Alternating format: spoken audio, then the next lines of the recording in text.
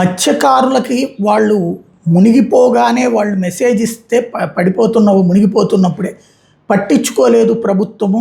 సరిగ్గా పట్టించుకుని ఉంటే 6 బతికేవాళ్ళంటూ మొన్న మత్స్యకారుల కుటుంబాన్ని పరామర్శించడానికి వెళ్ళినప్పుడు జగన్ చేసిన వ్యాఖ్యలని ఇటు నాటకాలంటూ తెలుగుదేశం విమర్శిస్తున్నటువంటి వేళ రెస్క్యూ ఆపరేషన్ లేట్ అయ్యిందని ఐజీ అంగీకరించారంటూ సాక్షి ఒక కథనాన్ని ప్రొజెక్ట్ చేసింది.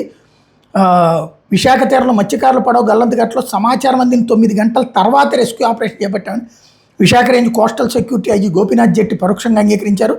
బుధవారం రాష్ట్ర సచివాలయంలో గోపీనాథ్ మీడియాతో మాట్లాడుతూ జూలై 4వ తేదీ సాయంత్రానికే తీరానికి చేరుకోవాల్సిన పడవ రాత్రి 10:30 గంటల ప్రాంతానికి తీరానికి చేరలేదంటూ marine police circle inspector phone ద్వారా సమాచారం అందిందని చెప్పారు.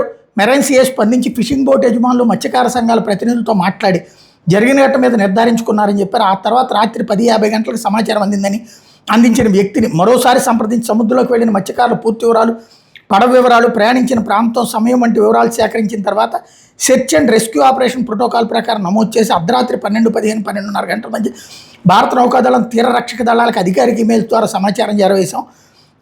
సమాచారం అందుకున్న నౌకాదళం కోస్ట్ గార్డ్ సముద్రంలో సంచరిస్తున్న అన్ని వాణిజ్య రక్షణ నౌకలకు గల్లంతైన మత్స్యకారుల వివరాలు చేరవేశాయి.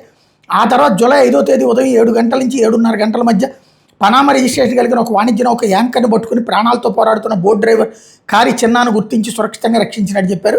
అదే సమయంలో సముద్రంలో సాధారణ పెట్రోల్ నిర్వహిస్తున్న కాకినాడ కోస్ట్ గార్డు నౌక ద్వారా గాలింపు చర్యలు ప్రారంభించామని పేర్కొన్నారు. ఆ తర్వాత కోస్ట్ గార్డ్ నౌకాదళానికి చెందిన నౌకలు, షిప్పులతో పాటు హెలికాప్టర్ల ద్వారా గల్లంతైన మత్స్యకారుల కోసం గాలింపు చర్యలు చేపట్టారని వివరించారు. ప్రతికూల వాతావరణం, 4 మీటర్లకు పైగా అలలు ఎగసిపడుతున్న రెస్క్యూ ఆపరేషన్ కొనసాగించామని చెప్పారు.